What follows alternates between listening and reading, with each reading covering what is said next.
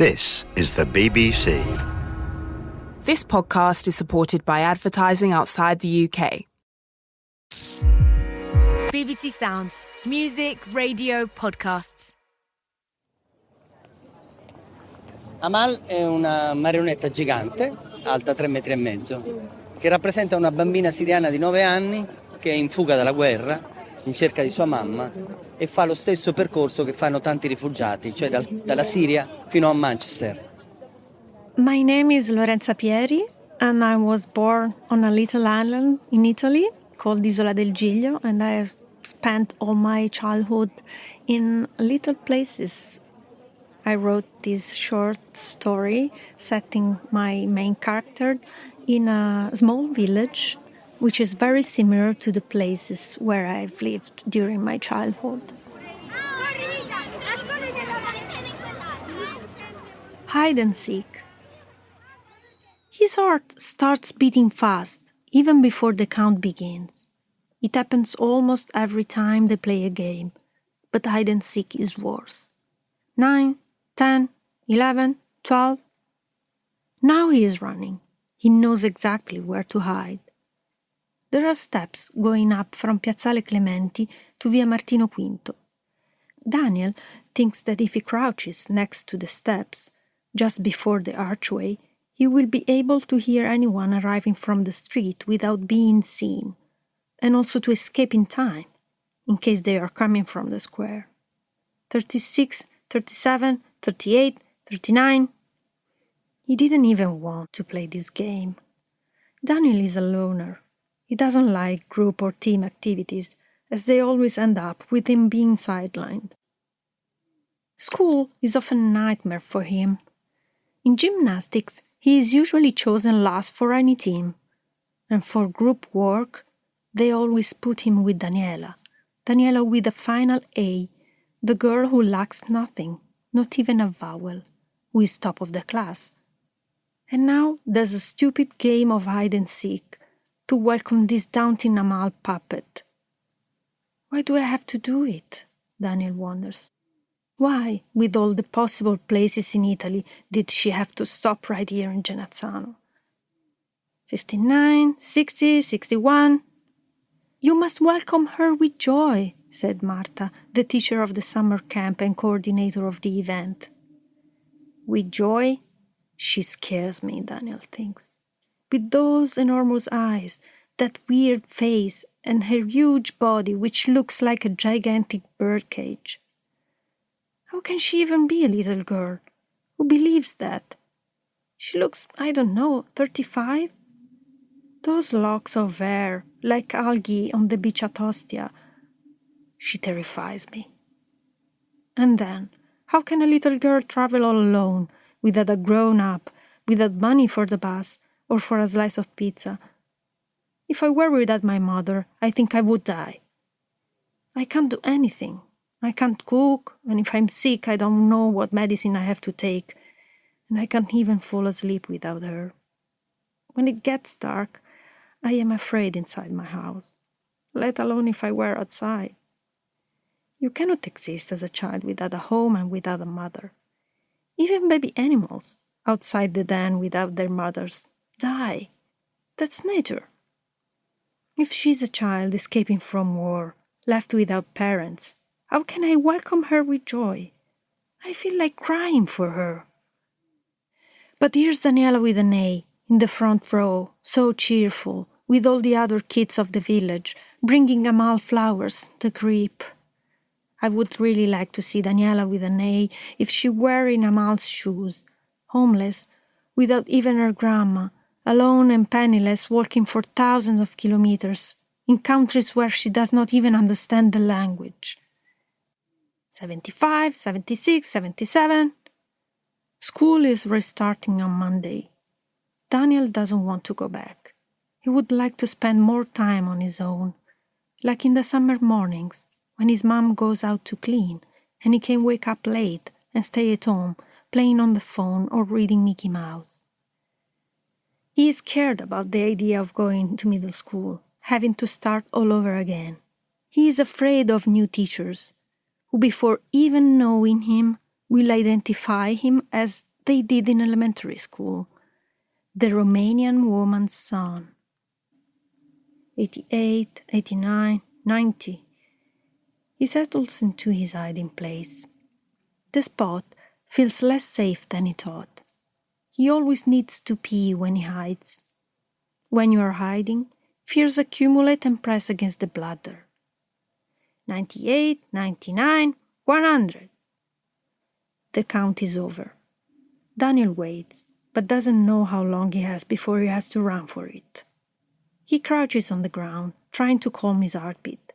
Amal, who is supposed to chase him, moves very slowly on those tilts. But she has many accomplices among the girls.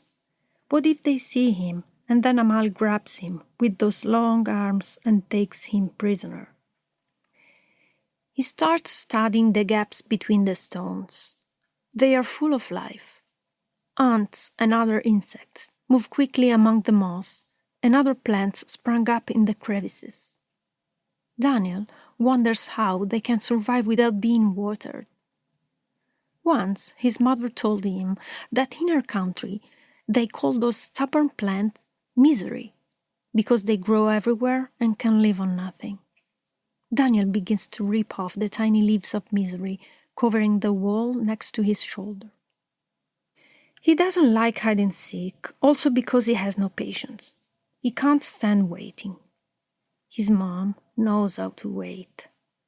She waits for the bus and she never jumps the queue. When she goes to the doctor, she always lets the oldest person go ahead. She doesn't want them to say, "The Romanians come to Italy and steal our jobs, our appointments with the doctor." So she gives way to them. And she waits, even when they are the pediatrician.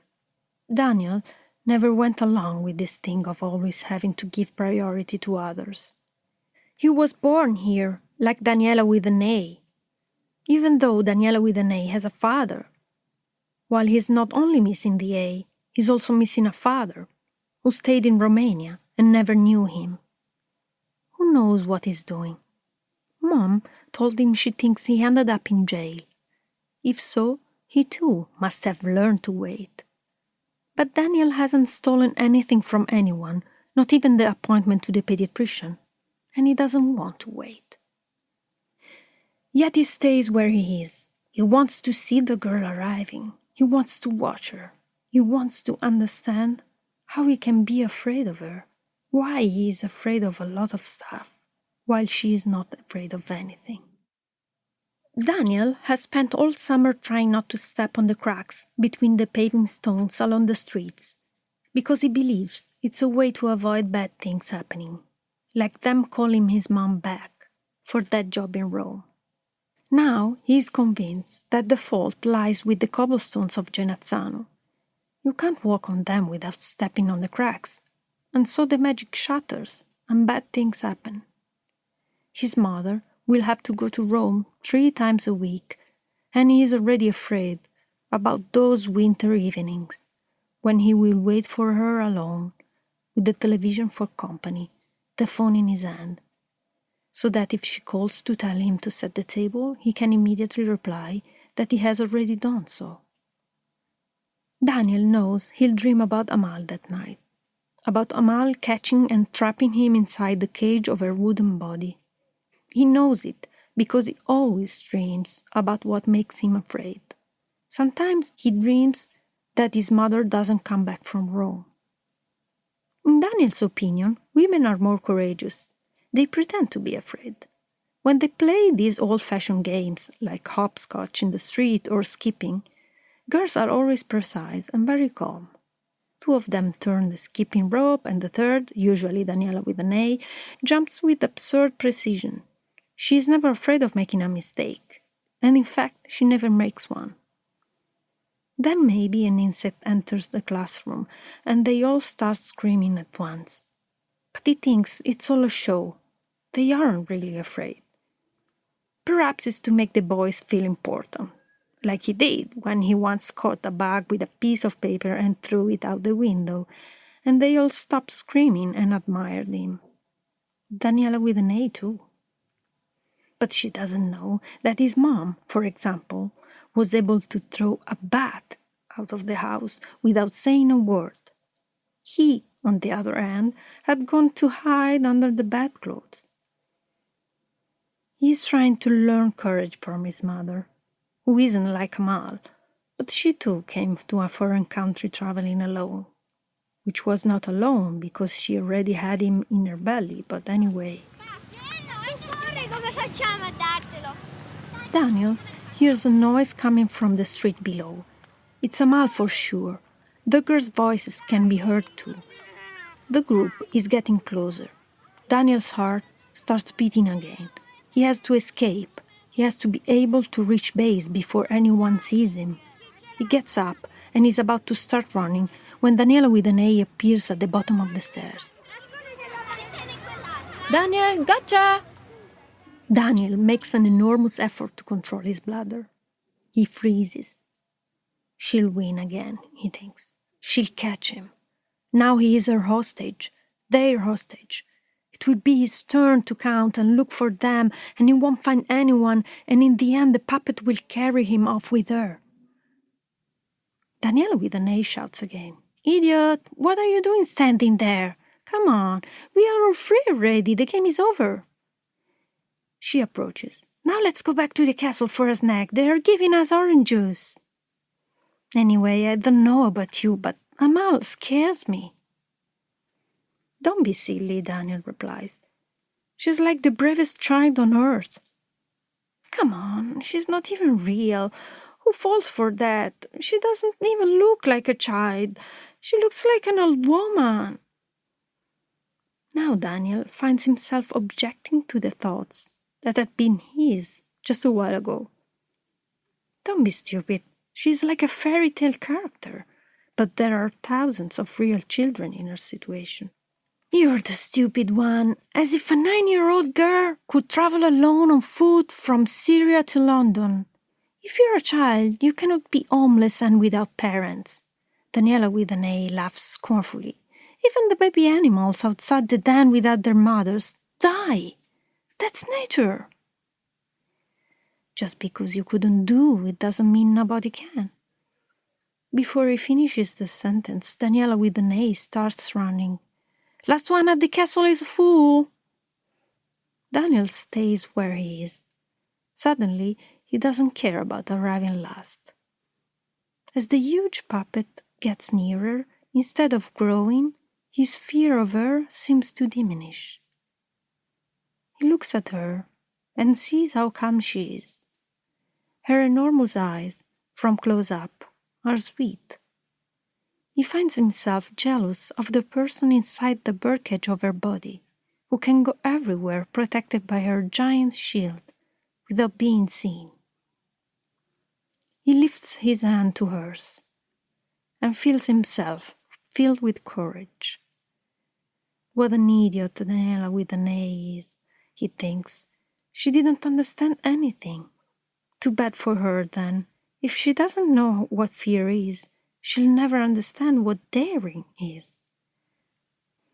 That night, Daniel will dream of being inside Amal on the first day of school and telling everyone, I am Daniel, without the A, and I am not afraid of anything or anyone.